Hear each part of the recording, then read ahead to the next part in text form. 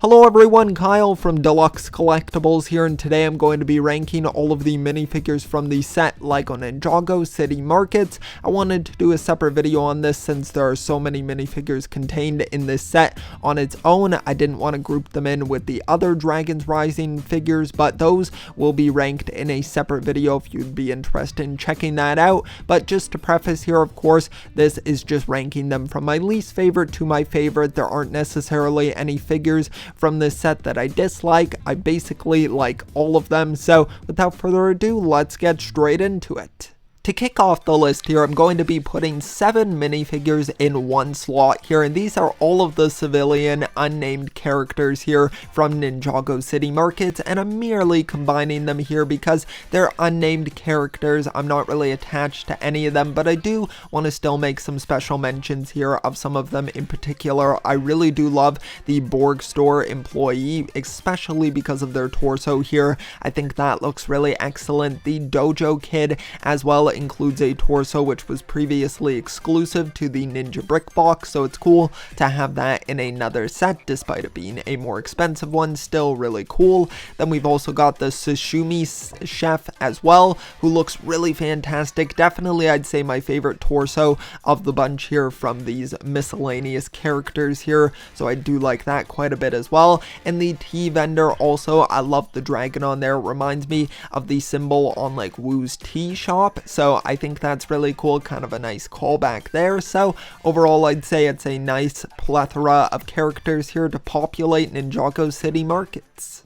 Now next up here we have Blacksmith Kai, and this one is lower on the list because the torso and the legs are both reused. They're not new pieces here, and also the hairpiece as well as just the Island Kai hair there, so there's nothing really exclusive going on with this character here. It is great to get a Blacksmith Kai here, but you technically could have already made this just a custom from pieces that you might already have in your collection, so that's why I'd say it's a bit lackluster. Now we've got 2 figures here in this slot, and it's Gail Gossip and Vinny Folsom right here. I wanted to include them both together here because of course you've got to have the cameraman and the reporter together, but they're both great looking figures here. Definitely some highly anticipated characters to get in official minifigure form. You could create some of these with custom pieces, but I really do love how they came out here, especially Vinny's torso. I do like that quite a bit, so 2 great looking figures for sure. Then we have Racer 7 next up here, and I would say this is one of the least accurate depictions here of one of the characters, but nonetheless, I still do like the figure here. I would have preferred if they did have Racer 7 in her signature outfit, but it is still kind of cool to get that torso there with, of course, the Bionicles emblem there, or, you know, the character, of course, there on the shirt. I think that's just a really cool looking graphic on there, so I do like that quite a bit. Her hair looks good, her face looks good, but the rest of it just doesn't really scream Racer 7, more of just a random civilian, so that is a bit disappointing, but it's still a nice torso there for sure, and cool that we get the character in a set. Now we have Cyrus Borg right here, of course, another character that's been highly anticipated by fans. Of course, we had the evil version of him all the way back from the rebooted wave, but now we have the genuine version here of Cyrus Borg looking really great. I love that wheelchair piece being used there.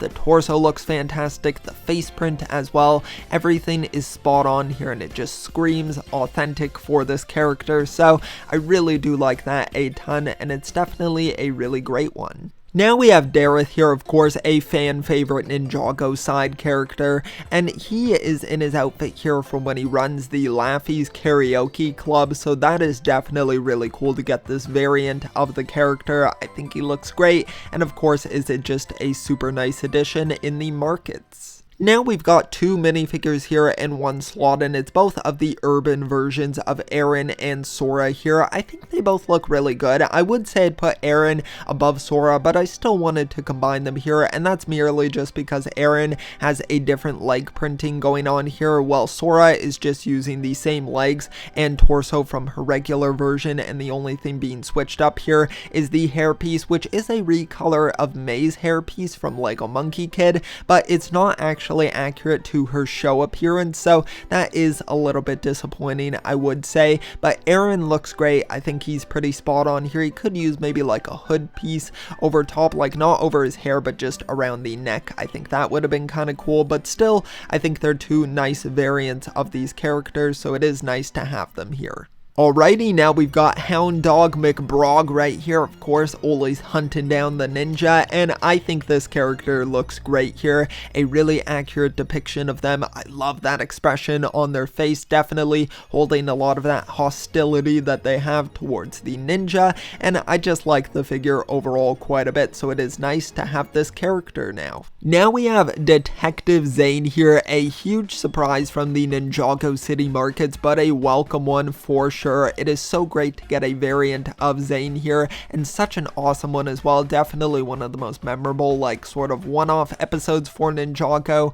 I think that is awesome that we see him here in his full black and white color scheme here, of course, except for the eyes there showing a little bit of blue, but I think that looks excellent. It just really accurately depicts it here and is such a fun variant for one of the ninja. Next up here we have Misdemeanor, definitely one of my favorites here. I love this figure and I've always been a big fan of the character since their first appearance. I think they're so much fun while also still feeling like a bit of a threat to the ninja, so I do like that quite a bit, and they nailed it here. I think the torso and the legs look excellent there. I love the flame printing there on the torso. I think that looks great. The goggles as well, the expression on the face is excellent. I love the mohawk going on as well, so just a really accurate depiction here and a super cool villain to have. Now we've got a really exciting one here, and this is Camille, the last of the elemental masters that we needed, and it is so exciting to finally have this character here, and she looks fantastic. I love that they brought back that like hair piece here in the coloring. I think it looks so great there in the purple. Fantastic. The outfit as well looks excellent. We get printing on the legs, really detailed on the torso as well, so excellent all over. Definitely a stellar figure, one of the standouts here from the wave. Okay, now that's going to conclude the video here for my ranking of every minifigure from the Ninjago City Markets. I hope you all enjoyed the video, and be sure to let me know your rankings down below for these figures in the comments section. If you enjoyed the video as well, be sure to leave it a like, also subscribe as well. If you're interested in checking out some of my other content, such as my other rankings for the Dragons Rising sets and the other minifigures as well, that would be highly appreciated, so thank you so much. I will see you all next time, and always remember, keep on collecting.